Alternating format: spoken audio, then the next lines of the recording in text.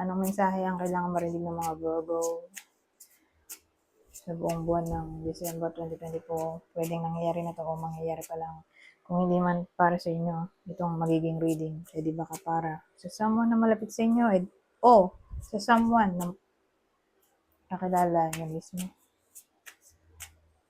Baka may lumabas na gender mamaya, gawin nyo na ng energy, masculine at feminine energy. Pwede rin naman na huwag nyo nang pansinin ang gender. Hindi ko masasabi kung anong magiging reading, kung positive ba o negative. Depende sa kung anong mapipick up kong energy. Walang masama kung papanorin ang sun, moon at rising sign. Kasi baka alinman sa mga yan ay mag-resonate na sa sitwasyon nyo.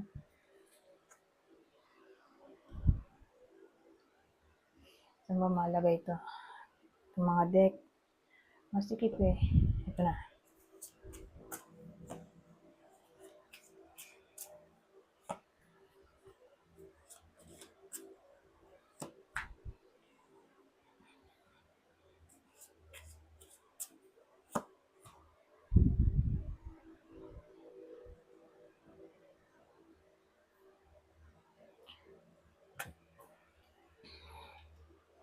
Ewan ko, magbabagong buhay kayo dito. So, may sisimulan kayong something. Kasi parang, yun nga, gusto nyo magbagong buhay. So, bagong career, bagong love life. Ano kaya to?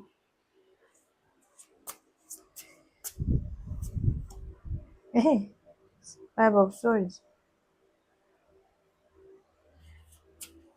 Gusto nyo magbagong buhay dahil niloko kayo. The world. Ano yan? Niloko kayo. Teka lang. High Priestess. Well, case-to-case basis to.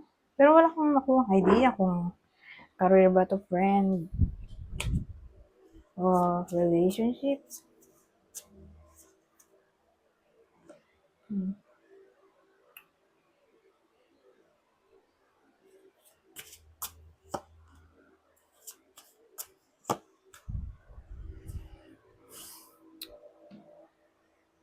Wala akong makuha idea kung ano to. Pero malaki ang chance na nag-away. Pero again, hindi ko masabi kung saan. Ito kasi medyo confusing eh. Pwedeng career o love.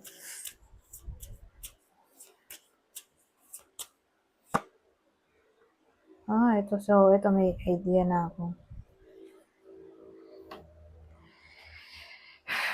Niloko yung iba sa inyo. Foreigner siguro. So, may inalaman kayong secret na nagpa-betray sa trust ng babaeng to. Kaya teka lang, ng babaeng to. Okay?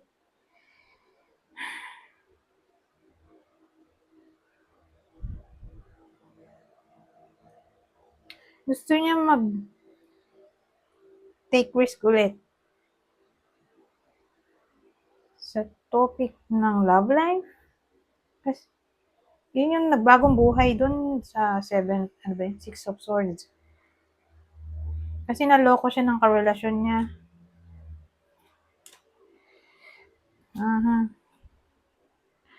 So, ganun yung dating dito. Nag-move on na sa topic ng love life. Nag-take risk siya magmahal ulit. Kasi commitment card din naman to eh. Kaya lang, Five of Pentacles, nakaharap ulit siya ng kumbaga, nung nag-move on siya, kala niya okay na. Kasi nga, nagbabagong buhay na siya. Tapos nag-start siya ulit magmahal. Ganun eh. Ng ibang tao. Ngayon, nung nagmahal siya ulit ng ibang tao, eto na naman. Nakaharap na naman niya yung difficulty. Pero don't worry, temporary lang to. Five of Pentacles lang naman to eh. temporary hardship. Saka maganda tong Ace of Wands, Page of Pentacles.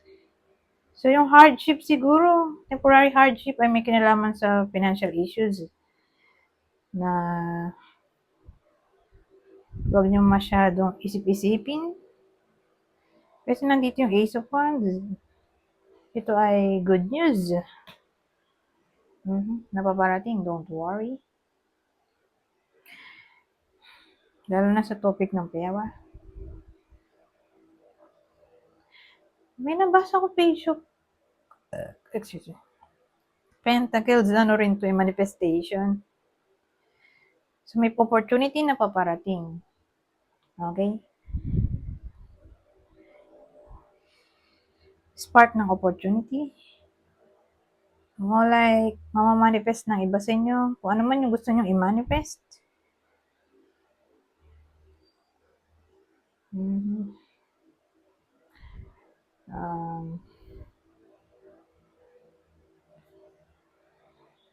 Sabihin natin desire. Manifestation ng desire. Posible.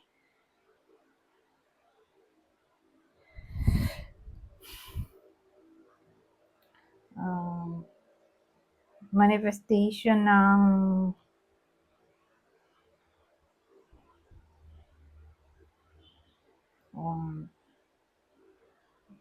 ano bang manifestation ba? Siguro, halimbawa lang may problem sa career, business, yung iba sa inyo. So, maayos yun. So, kung walang work, pwede magkaka-work, kung mag-apply, kung may problema sa business, mahina ang sales. So, may paglago. Okay? May improvement. Kung financial issues, ang problema, magkakapera. Yan.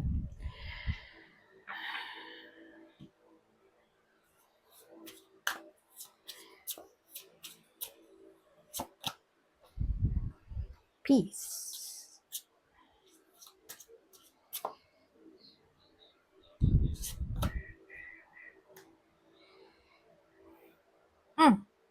Nasira yung peace. Kaloka. Sabi-sabihin, hindi posible itong peace. So, paano natin malalaman kung para sa inyo ba ito o hindi? Nasira eh. Maganda sana kung ganito. Diba? Naayos pa. Yung nasira, naayos pa. Wala eh. Baliktad eh. So, alamin natin anong problema dito. Whether nangyayari na to o mangyayari pa lang. Magka-idea kayo. Ano tong problemang di maayos sa month na to. Wheel of Fortune.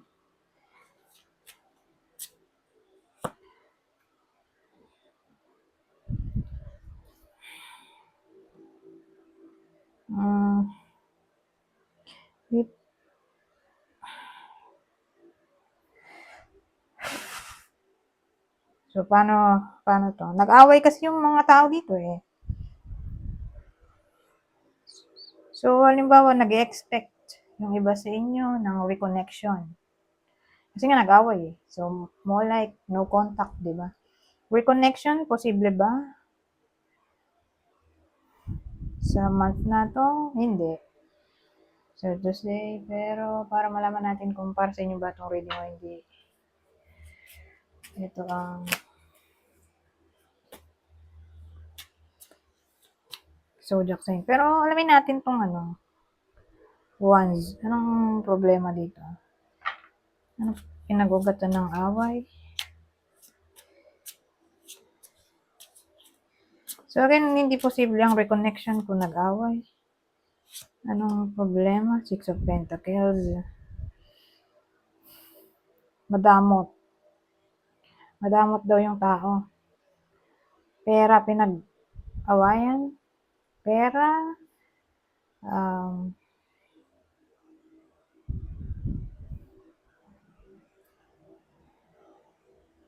Kadamutan. Selfishness. Walang quality time. Walang time.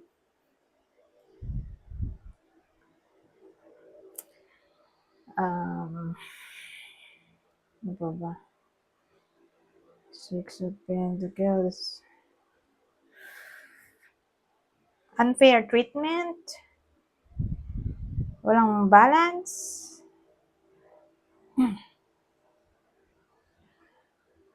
Employment. OMG. Doon sa trabaho, may nakaaway.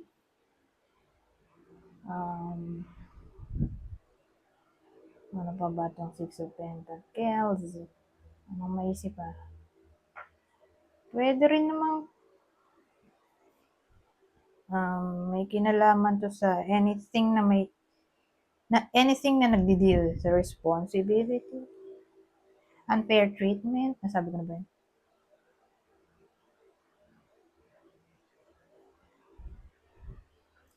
Yun na lang. Anyways. So, para malaman natin kung sino tong nakaaway ng iba sa inyo na hindi posible ang reconnection, para may idea kayo. Para sa inyo ba itong reading o hindi? Aries, Scorpio, Aries ulit. Tatlong Aries ha. Aries, Scorpio.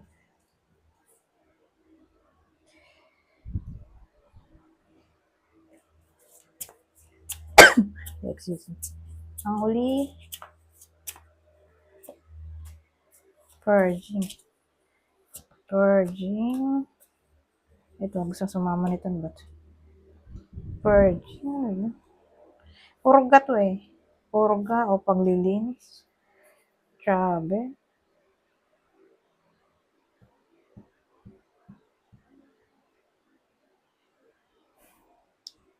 Face over race.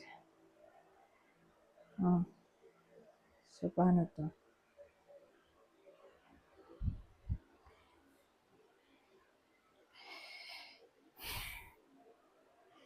Bawas-bawasan siguro ang pagta-travel o paggala. Kaya sabi, slow down. Ito.